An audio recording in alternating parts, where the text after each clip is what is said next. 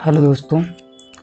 तो आज हम लोग जो है एनसीईआरटी के बारे में जानेंगे कि एनसीईआरटी कौन कौन सी आपको एनसीईआरटी पढ़नी है। यानी कि आजकल बच्चे एनसीईआरटी के बारे में बहुत कंफ्यूज रहते हैं कि मतलब कौन से एनसीईआरटी पढ़नी है। तो फर्स्टली हम लोग देखेंगे कि एनसीईआरटी कौन कौन सी इंपॉर्टेंट है, क्योंकि आजकल यूट्यूब चैनल पे बहुत सारे वीडियो पड़े हुए हैं जिसमें लोग बताते हैं कि ऑल एनसीईआरटी पढ़नी, लेकिन नहीं, ऑल नहीं पढ़नी है आपको, क्योंकि डिपेंड करता है कि आप किस टाइप के स्टूडेंट हो। ठीक है, किस टाइप के स्टूडेंट हो उस हिसाब से आपके ऊपर डिपेंड करेगा कि आपको ऑल एनसीईआरटी पढ़नी या कि कुछ थोड़ी सी सम एनसीईआरटी ही पढ़नी। क्योंकि आप सारी एनसीईआरटी पढ़ने लगोगे फिर आपके पास टाइम भी डिपेंड करेगा कि आप कितना आपके पास डीज हैं तैयारी करने के लिए, आप कितना आपके पास टाइम है, आप किस ग्रेजुएशन ईयर में है, क्या हिसाब से आपके पास टाइम है। टोटली कहें तो आपके पास किस हिसाब से कितना आपके पास टाइम है, तो उस हिसाब से चलिए देर ना करते आपको चलिए ले चलते हैं कि कैसे कौन सी एनसीईआरटी पढ़ते हैं। फिर फर्स्टली हम लोग जो चूज करते हैं कि एनसीईआरटी में पढ़ना कौन कौन सी एनसीईआरटी। तो आप लोग सबसे पहले आपको सब पता ही होगा कि सभी लोग बताते हैं कि आपको हिस्ट्री में पढ़ना है। तो देखिए हिस्ट्री में क्या है कि आप लोग को एनसीईआरटी हिस्ट्री की सबसे ज़्यादा इम्पोर्टेंट है, सबसे ज़्यादा इम्पोर्टेंट हिस्ट्री की एनसीईआरटी है। उसके बाद आती है सारी एनसीईआरटीज़। तो एनसीईआरटी बहुत इंपॉर्टेंट है जो कि हिस्ट्री की है। तो आपको क्या करना है, हिस्ट्री के एनसीईआरटी को तो आपको सारी ही पढ़नी है, सारी 6th की 7th की 8th की है, आपकी ये क्या है 9th की है, 10th की, ये 11th की है, ये आपकी 12th की है, second first and third theme की आती है, ये आपकी इंग्लिश की है। ठीक है, तो उस प्रकार से आपको जो देखना है कि सारी एनसीईआरटी ही आपको पढ़नी है हिस्ट्री की, क्योंकि इसमें सबसे ज़्यादा इंपॉर्टेंट क्वेश्चन आपके कुछ जो प्रीलिम्स के क्वेश्चन हैं, प्रीलिम्स के क्वेश्चन डायरेक्ट एनसीईआरटी से आ जाते हैं, यानी कि डायरेक्ट एनसीईआरटी से ही उठ के आ जाते हैं। तो आपको हिस्ट्री की ऑल एनसीईआरटी पढ़नी है। ठीक है, हिस्ट्री की आपको ऑल एनसीईआरटी, एक भी एनसीईआरटी को आपको क्विट नहीं करना है, सारी एनसीईआरटी पढ़नी है। अब नेक्स्ट आपका आता है कि आपको जियोग्राफी की आती है। अब जियोग्राफी की जो आपकी एनसीईआरटीज है आपकी, तो आपको जियोग्राफी की एनसीईआरटी आपको देखिए, जियोग्राफी की एनसीईआरटी आपके लिए आपको भी पता होगा कि सारे टीचर्स बताते हैं कि इसमें भी ये एनसीईआरटी आपको, ये भी एनसीईआरटी, और इसमें सबसे ज़्यादा कोई एनसीईआरटी इंपॉर्टेंट है तो आपको ये एनसीईआरटी है, फंडामेंटल ऑफ फिजिकल जियोग्राफी। यानी कि ये आपको एनसीईआरटी 11th क्लास की, ये एनसीईआरटी इतनी इंपॉर्टेंट है कि मतलब मैं आपको क्या ही बताऊँ अब। ठीक है, उस प्रकार से आपको इस एनसीईआरटी को फॉलो करना है। और उसके बाद ये आपकी रही 6 की एनसीईआरटी, उसके बाद ये आपकी 6 की एनसीईआरटी रही, और ये आपकी 7th की रही, 8th की, ये 9th की, ये आपकी 10th की, ये 11th की, 11th की दोनों, ये दोनों 12th की। तो आपको उस हिसाब से जो है सारी एनसीईआरटी जो है जियोग्राफी की भी पढ़नी है, यानी कि ऑल एनसीईआरटी पढ़नी है जियोग्राफी की भी। इसमें भी एक एनसीईआरटी, कोई भी एनसीईआरटी को क्विट नहीं करना है, सारी ही एनसीईआरटी पढ़नी है, क्योंकि ये एनसीईआरटी इसमें भी सेम क्या है, प्रीलिम्स में जो तुम्हारे क्वेश्चन आते हैं आप लोग देखते हैं कि इसमें प्रीलिम्स के बहुत सारे क्वेश्चन ये 11th के जो एनसीईआरटी इसमें आ जाते हैं।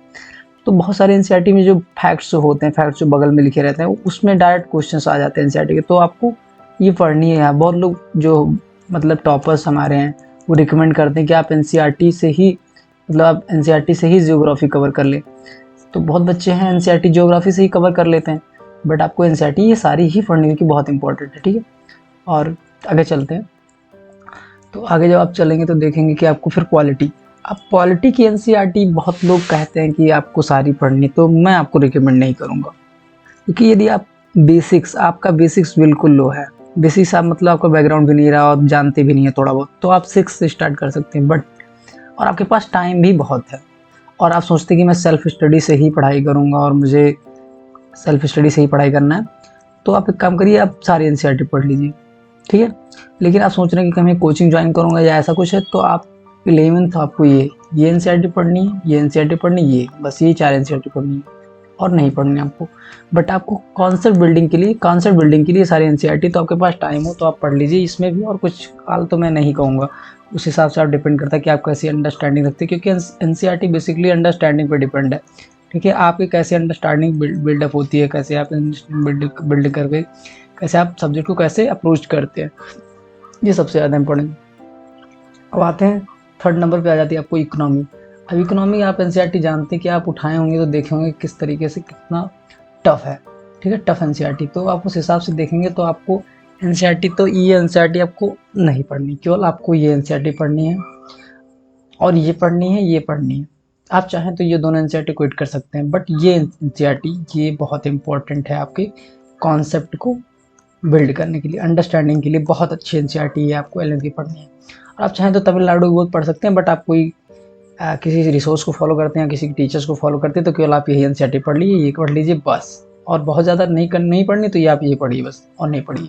ये माइक्रो इकोनॉमी और ये आपको नहीं पढ़नी, ये सब एनसीईआरटी है, टफ बहुत है, आप नहीं पढ़ पाओगे, तो आपको नहीं पढ़नी है। सेकंड नंबर, फिर थर्डली आपकी इसके बाद आता है साइंस।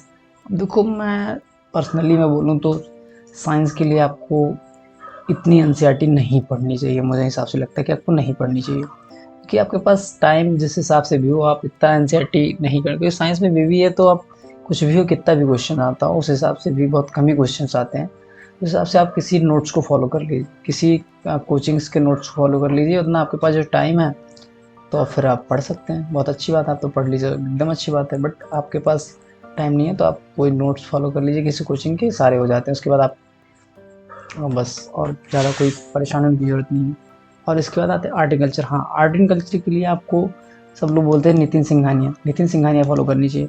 तो नितिन सिंघानिया अच्छी, लेकिन सारी नहीं पढ़नी है नितिन सिंघानिया आपको, क्योंकि कुछ चैप्टर्स जो आपके इंपॉर्टेंट चैप्टर्स हैं वही आपको पढ़ने हैं, तो वो फॉलो कर लीजिए। और इसके ये एनसीईआरटी क्यों रिकमेंड किया है कि इसमें जो सारी चीज़ें जो पिक्चर फॉर्म में, क्या है कि पिक्चर फॉर्म में, तो पिक्चर फॉर्म में आपको चीज़ों को समझने में बहुत आसानी होती है, आपको कॉन्सेप्ट भी अच्छे से क्लियर होता है, विजुअलाइजेशन जो आपका है विजुअलाइजेशन, तो उस हिसाब से आपको अच्छे से समझ में आता है। तो उस हिसाब से इसमें पिक्चर जो फोटो बने हैं चीज़ों के, किसी भी गुफा के या किसी चीज़ के, तो अच्छे से बने हैं, तो आप इसको पढ़ लीजिए, ये दोनों बहुत एनसीईआरटी सफिशिएंट है। उसके बाद जो कुछ चैप्टर्स बचते हैं तो आप नितिन सिंघानिया से कवर कर लीजिएगा और एनसीईआरटी। और उसके बाद नेक्स्ट चलते हैं हम लोग, तो नेक्स्ट सोसाइटी की आती है। सोसाइटी के लिए देखो आपको मेंस में, आपको प्रीलिम्स में तो हेल्प करने वाली नहीं है, ठीक है। ये है आप थोड़ा कंसेप्ट, आपका कंसेप्ट क्या, आपकी थोड़ी सी अप्रोच अच्छी हो जाएगी, बट आपको ये सीधा ये क्या मेंस में हेल्प करेगा, ये मेंस में हेल्प करेगा, ठीक है, आपको मेंस में, ठीक है, जीएस में। तो आप चाहें तो पढ़ सकते हैं ये भी, लेकिन ठीक है, आप कंसेप्ट आपका जो है, जो अंडरस्टैंडिंग है सोसाइटी को लेकर, ये आपकी बहुत अच्छी हो जाएगी, क्योंकि एनसीईआरटी बहुत अच्छी है, ठीक है, तो आप पढ़ सकते हैं ये, ठीक है। और नहीं तो आप किसी YT चैनल के जो है वन शॉट देख लीजिए, वरना मैं तो सीरीज स्टार्ट करने ही वाला हूँ एनसीईआरटी की, यानी कि एनसीईआरटी सीरीज़ आपको मिल जाएगी इसी चैनल पे, ठीक है। एनसीईआरटी सीरीज एक चैप्टर के अच्छे से सीरीज आपको मिल जाएगी, तो आप इससे पढ़ सकते हैं। और हाँ, लास्टली मैं आपको कुछ एडवाइस देने वाला हूँ, ये बहुत इंपॉर्टेंट, ठीक है। एडवाइस किस लिए दे रहा हूँ, क्योंकि आपको कोई बैच नहीं खरीदना है, क्योंकि बच्चे जो है स्टार्टिंग जो बच्चे होते हैं वो परेशान हो गए। स्टार्टिंग जो बिगनर्स होते हैं, बिगनर्स हमारे पेरेंट्स होते हैं, वो तुरंत बैच खरीद लेते हैं किसी कोचिंग के जो बहुत महंगे होते हैं, 5,000 10,000, तो आप इतना पैसा खर्च करने की आपको ज़रूरत नहीं, ठीक है।